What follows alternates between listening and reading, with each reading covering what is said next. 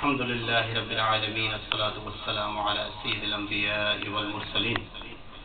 أما بعد فأعوذ بالله من الشيطان الرجيم بسم الله الرحمن الرحيم ذوق کے ساتھ پڑھیے الصلاة والسلام عليك يا رسول الله الصلاة والسلام عليك يا رسول الله الصلاة والسلام عليك يا حبيب الله الصلاة والسلام عليك يا حبيب الله الصلاة والسلام عليك يا نبي الله الصلاة والسلام عليك يا نبي الله وعلى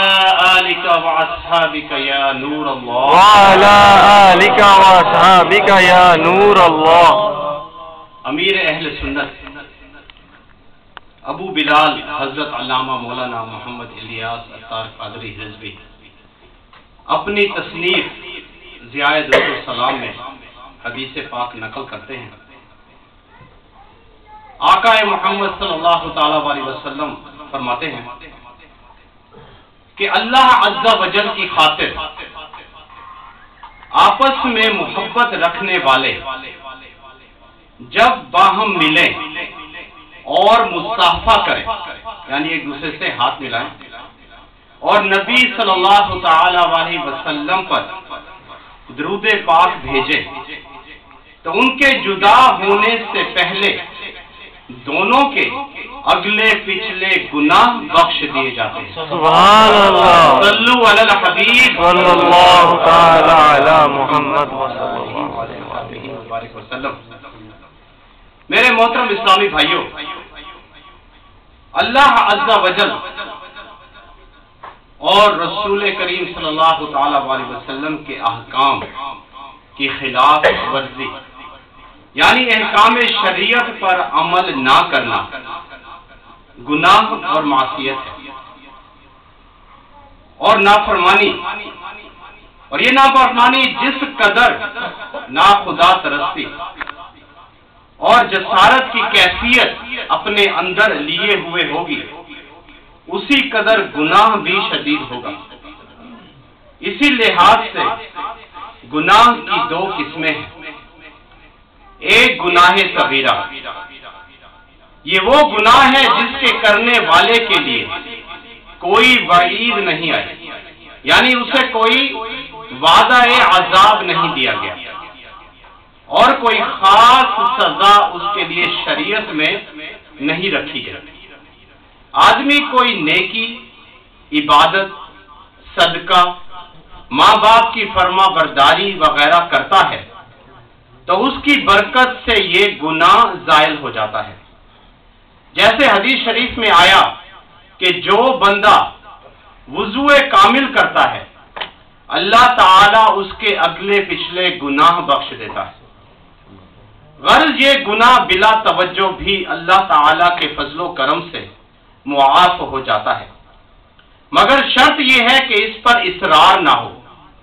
کہ گناہ صغیرہ اصرار سے گناہ کبیرہ بن جاتا ہے اور بلا توبہ کیے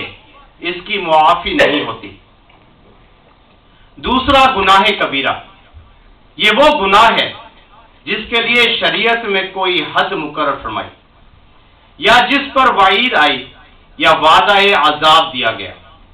اور یہ وہی گناہ ہیں جن کی ممانعت صراحت اور تاکید کے ساتھ آ چکی ہو،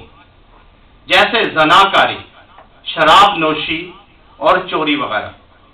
علماء کرام فرماتے ہیں جب انسان کسی گناہ کا ارتکاب کرتا ہے تو اس سے اس کی پاکیزہ اور معصوم فطرت متاثر ہوتی ہے اور آہستہ آہستہ وہ گناہوں سے مانوس ہو جاتا ہے. حدیث شریف میں ہے سید عالم صلی اللہ تعالی علیہ وسلم نے فرمایا جب بندہ کوئی گناہ کرتا ہے اس کے دل میں ایک سیاہ نقطہ پیدا ہو جاتا ہے. جب وہ اس گناہ سے باز آتا ہے اور توبہ استغفار کرتا ہے تو دل صاف ہو جاتا ہے، اور اگر پھر گناہ کرتا ہے تو وہ نقطہ بڑھتا جاتا ہے یہاں تک کہ تمام قلب یعنی دل سیاہ ہو جاتا ہے. جو اس نافرمانی پر دلیر اور جری کر دیتا ہے اور یہ بے باکی اور جسارت اسے لے ڈوبتی ہے. گناہ کبیرہ سے آدمی خالص توبہ و استغفار کیے بغیر پاک نہیں ہوتا۔ قرآن و حدیث میں جن کبیرہ گناہوں کا ذکر آیا ہے ان میں سے کچھ آپ کے سامنے عرض کرتا ہوں۔ ناحق خون کرنا، چوری ڈکیتی کرنا، یتیم کا مال ناحق کھانا اڑانا، ماں باپ کو ایذا دینا یعنی ماں باپ کو تکلیف دینا، سود کھانا، شراب پینا، زنا کرنا، جھوٹی گواہی دینا، نماز نہ پڑھنا، فرض روزے نہ رکھنا، استطاعت حج کے باوجود حج نہ کرنا، صاحب نصاب ہوتے ہوئے بھی زکوٰۃ نہ دینا، جھوٹی قسم کھانا، ناپ تول میں کمی پیشی کرنا، مسلمانوں سے ناحق لڑائی کرنا اور ان میں فتنے پھیلانا، اور اگر دین کے نام پر ہو تو وہ اور بھی برا، حکام کے روبرو چغلی کھانا، کسی مسلمان کی غیبت کرنا، قرآن پاک پڑھ کر بھول جانا، علماء دین کی بے عزتی کرنا، خدا تعالی کی مغفرت سے نا امید ہونا، خدا تعالی کے عذاب سے بے خوف ہونا،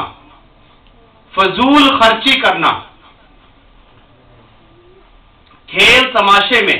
اپنا پیسہ اور وقت برباد کرنا، خودکشی کرنا، داڑھی منڈانا، آتش بازی کرنا، شادی بیاہ اور خوشی کی دوسری تقریبات کے موقع پر بے حیائی کے ساتھ ناچ گانے کی محفلیں سجانا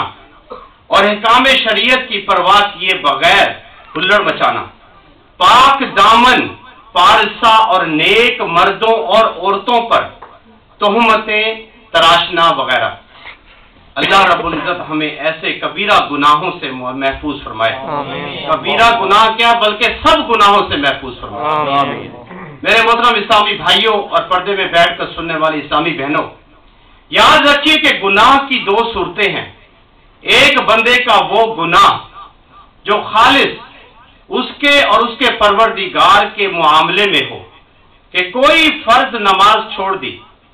کسی دن کا فرض روزہ چھوڑ دیا، یا کوئی ایسا کام کر لیا جس کا تعلق بندوں سے نہیں بلکہ وہ خالص اپنے رب عز و جل کے حکم کی خلاف ورزی ہے، تو اس قسم کے گناہوں میں اتنا ہی کافی ہے کہ آدمی توبہ النصوح یعنی سچے دل سے توبہ کرے،